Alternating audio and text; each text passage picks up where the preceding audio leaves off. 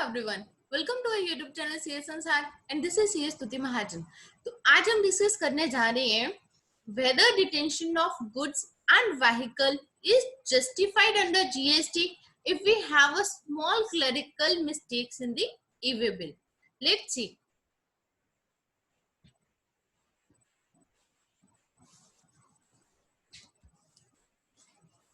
जिसके लिए एक बहुत ही इंपॉर्टेंट हाई कोर्ट का ऑर्डर पास हुआ है, इसको हम देखते हैं इस वीडियो के अंदर।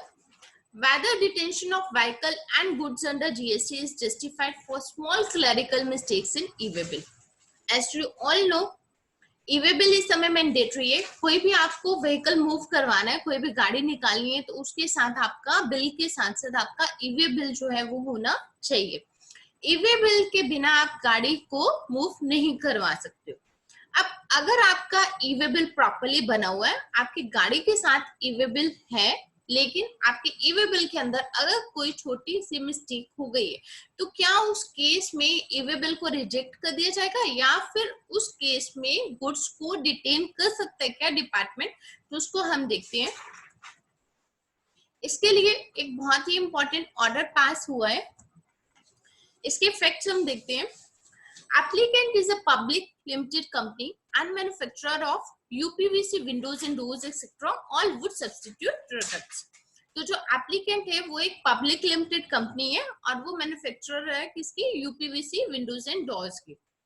ऑन 11 अप्रैल 2022 रिसेंट ये आई है, रिसेंटली ऑर्डर आया है। ऑन 11 अप्रैल 2022 को applicant has supplied the goods from Jaipur to भवनागर Gujarat. Jaipur से गाड़ी गई कहाँ पे? गुजरात, क्योंकि जो बायर था वो कहाँ का है? गुजरात का। उसके साथ गाड़ी के साथ उसने वाइड इनवॉइस नंबर प्रॉपरली एक इनवॉइस काट के वो भी भेजा, जिसकी वैल्यू है टोटल 12,19,889। उसके अंदर 18% IGST भी लगा हुआ था, क्योंकि आपकी स्टेट चेंज हुई है। जयपुर से गुड्स गए गुजरात के अंदर, तो IGST का बिल कटा है, तो बिल प्रॉपर्ली करके इनवॉइस उसका बनाया गया और वो इनवॉइस गाड़ी के साथ गया। And the goods were moved through truck number, उन्होंने डिटेल्स दी हुई है।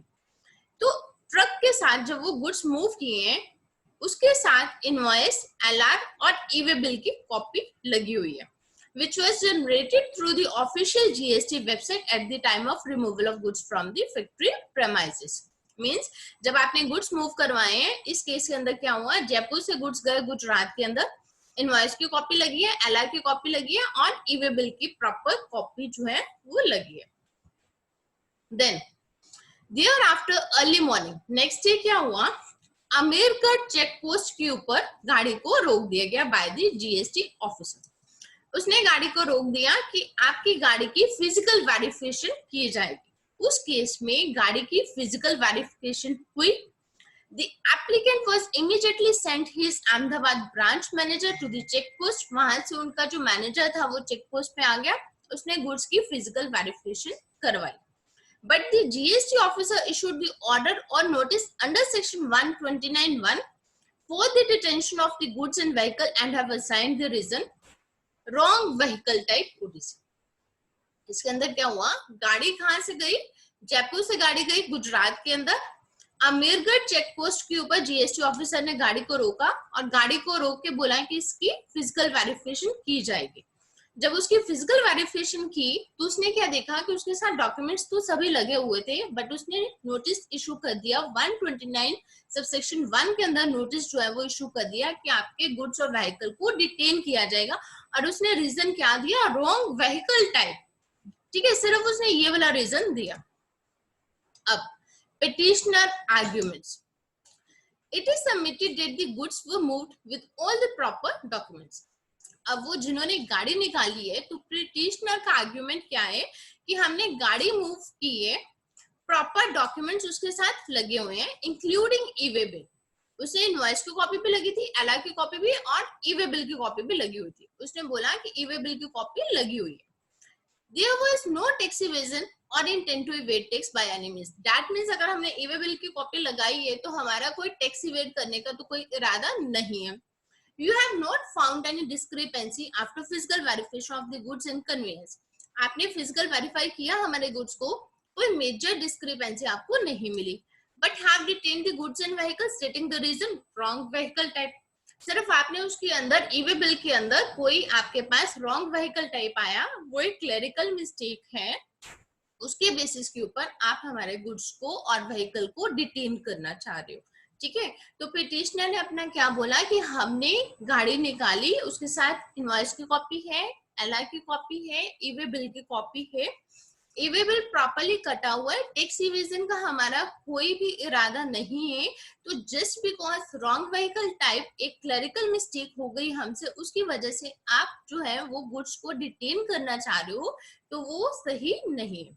अब हम देखते हैं नेक्स्ट, ये कहाँ पे चला गया हमारा हाई कोर्ट के अंदर। अब हम देखते हैं कि हाई कोर्ट ने इसके अंदर किसकी साइड ली है। ये सारा का सारा मैटर चला गया हाई कोर्ट में। हाई कोर्ट ने इस पूरे एविडेंस को चेक किया, तो उसके साथ उसने कोरिलेट किया एक सर्कुलर, जो कि सर्कुलर हमारे पास आया था 14 सितंबर 2018 के अंदर। उसका para 5 of the same reads this. उसके अंदर क्या लिखा गया है, further in case a consignment of goods is accompanied with an invoice or any other specified document and also an e-bill, proceedings under section 129 of the CGST Act may not be initiated inter alia in the following situations. उसके अंदर क्या है, उस circular के अंदर clarify किया गया था, अगर आपने कोई व्हीकल मूव करवाया, उसके पास इनवॉइस की कॉपी है, एलआई की कॉपी है, ईवे बिल की कॉपी है, और ईवे बिल अगर आपका कर रहा है, तो उस केस में सेक्शन 129 जो है वो इनिशिएट नहीं कर सकते हो इन सिचुएशंस के अंदर। अब कौन सी सिचुएशंस है उसको हम चेक करते हैं। Spelling mistake in the name of the consignor और द कंसाइनी, अगर कोई स्पेलिंग में मिस्टेक हो गई है but the GST number is correct, ठीक है। अगर कोई आपकी स्पेलिंग में मिस्टेक हो गई है तो कोई इशू नहीं है, जीएसटी नंबर आपका करेक्ट होना चाहिए। Error in the pin code, but the address of the consignor and the consignee mentioned is correct. अगर कोई थोड़ा बहुत error आपका पिन कोड के अंदर आ गया है लेकिन एड्रेस बाकी सही है तो भी वो चलेगा। सेक्शन 129 के प्रोसीडिंग्स जो है वो जीएसटी ऑफिसर इनिशिएट नहीं कर सकता। Again, error in the address of the consignee to the extent that the locality and other details of the consignee are correct. अगर थोड़ा बहुत कोई error उसने एड्रेस के अंदर कर दिया है तो उस केस में भी ये एरर जो है वो चलेगा और सेक्शन 129 जो है वो इनिशिएट नहीं होगा।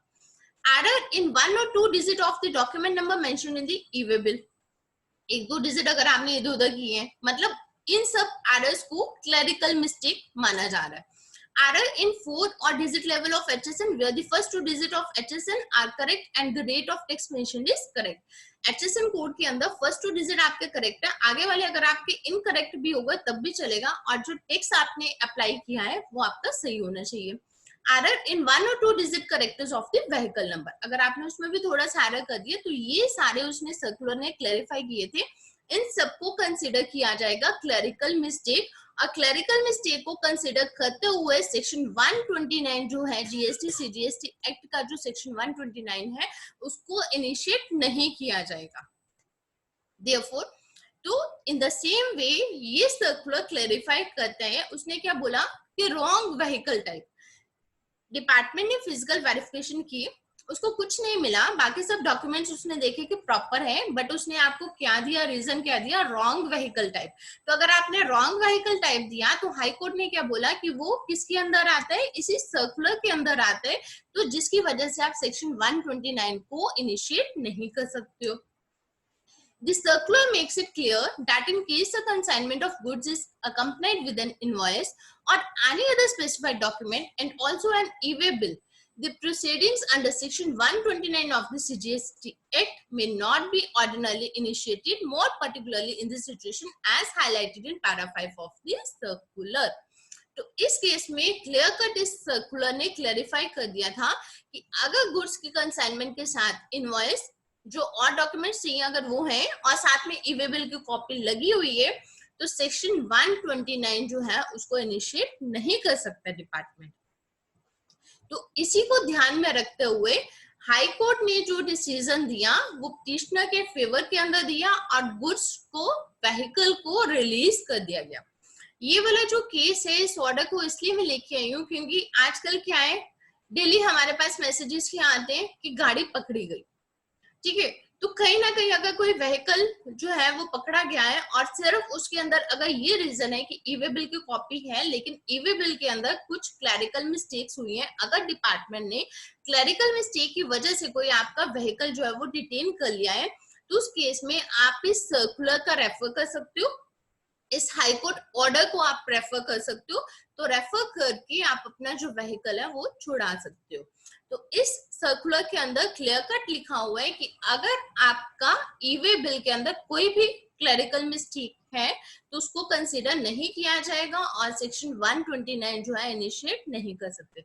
सो दैट मीन्स जब भी आपको कंसाइनमेंट ऑफ गुड्स जो है वो मूव करवाने हैं, उसके साथ आपके इनवॉइस की कॉपी होनी चाहिए, जो और डॉक्यूमेंट से कोई अलग की कॉपी है वो होनी चाहिए साथ में, और साथ में आपकी उसकी ईवे बिल की कॉपी मस्ट है। ईवे बिल की कॉपी आपकी प्रॉपर होनी चाहिए। अगर ईवे बिल के अंदर कोई क्लैरिकल मिस्टेक हो भी गई है और रास्ते में अगर आपकी गाड़ी जो है वो पकड़ी जाती है, जीएसटी ऑफिसर आपकी गाड़ी को पकड़ लेता है और ईवे बिल की कॉपी है और उसके अंदर अगर कोई भी क्लैरिकल मिस्टेक है, तो आप इस सर्कुलर का रेफर करते हुए, इस हाई कोर्ट ऑर्डर को रेफर करते हुए अपनी गाड़ी को छुड़ा सकते हो, क्योंकि ये जो हाई कोर्ट ने इसके अंदर जो डिसीजन लिया है उसके अंदर रिलीज कर दी गई है गाड़ी। So this is all for the day. Thank you for watching this video. Please subscribe to our YouTube channel CS Sansar. Till then, keep following CS Tuti Mahajan, CS Sansar. Thank you.